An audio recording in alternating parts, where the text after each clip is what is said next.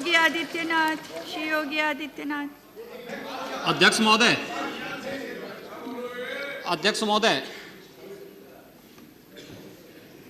माननीय श्री मुलायम सिंह जी ने अभी जो बात यहाँ पर कही है और मुझे अच्छा लगा कि लालू जी आज उनका समर्थन कर रहे हैं। प्रधानमंत्री के लिए भले ही उन्होंने समर्थन न किया हो, लेकिन आज समर्थन कर रहे हैं, पता नहीं किस बात के लिए।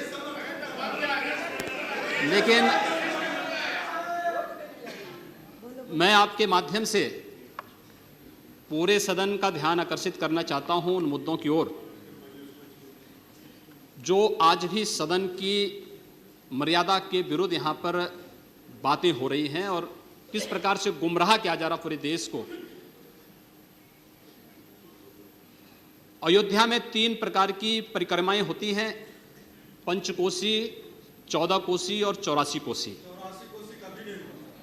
और महोदया, उसी परंपरा के अनुसार 84 कोसी परिक्रमा देश के संतों ने प्रयागराज महाकुंभ के अवसर पर 10,000 संतों ने वहां पर तय किया था और उसी के अनुसार परिक्रमा का यात्रा का कार्यक्रम तय हुआ था। महोदया, मैं स्पष्ट कर देना चाहता हूं कि अयोध्या में श्री राम जन्मभूमि, जिस पर माननीय उच्चतम न्यायालय ने इलाहाबाद उच्च न्यायालय की खंडपीठ के निर्णय के बाद स्थगन आदेश दिया है, उससे 25-30 किलोमीटर दूर बस्ती जनपद के मखोड़ा नामक स्थान से, जहां पर महाराज दशरथ ने पुत्रेष्टि यज्ञ किया था, उस स्थान से इस परिक्रमा यात्रा को प्रारंभ होना था और विशुद्ध धार्मिक यात्रा थी। इसमें किसी राजनीतिक दल का कोई हस्तक्षेप नहीं था।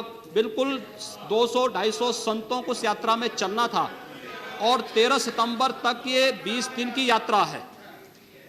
लेकिन जिस प्रकार से धार्मिक स्वतंत्रता के मौलिक अधिकार पर उत्तर प्रदेश सरकार ने प्रहार किया है, महोदय, पहली बार देखने को मिला है कि लगभग 2000 से अधिक संतों को गिरफ्तार किया गया है और पूरी तरह अपमानित किया गया है।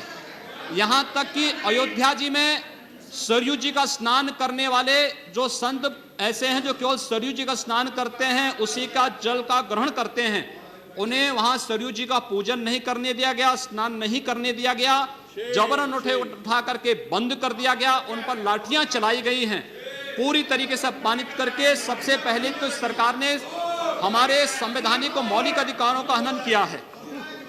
दूसरा, जहां तक स्थगन आदेश की बात है, मैं याद दिलाना चाहूंगा, इस देश के अंदर सेकुलरिज्म के नाम पर राजनीति करने वाले उन सभी दलों को 1994 में कांग्रेस नेतृत्व की ही सरकार ने सुप्रीम कोर्ट में एक शपथ पत्र दिया था और ये कहा था कि अगर तय हो जाएगा कि अयोध्या में विवादित जो ढांचा था वह ढांचा किसी हिंदू मंदिर या स्मारक को तोड़ करके बनाया गया है तो हिंदू भावनाओं के अनुरूप कार्य होगा।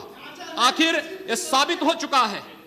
अयोध्या में 30 सितंबर 2010 को इलाहाबाद उच्च न्यायालय की लखनऊ खंडपीठ की पूर्ण पीठ ने जो फैसला दिया है, उसमें तीनों जजेस ने एक स्वर से कहा है कि विवादित भूमि ही राम जन्मभूमि है और जब विवादित भूमि राम जन्मभूमि है तो फिर उसके लिए कानून बनाने की मांग इस देश का संत समाज कर रहा है, कोई पाप नहीं कर रहा है।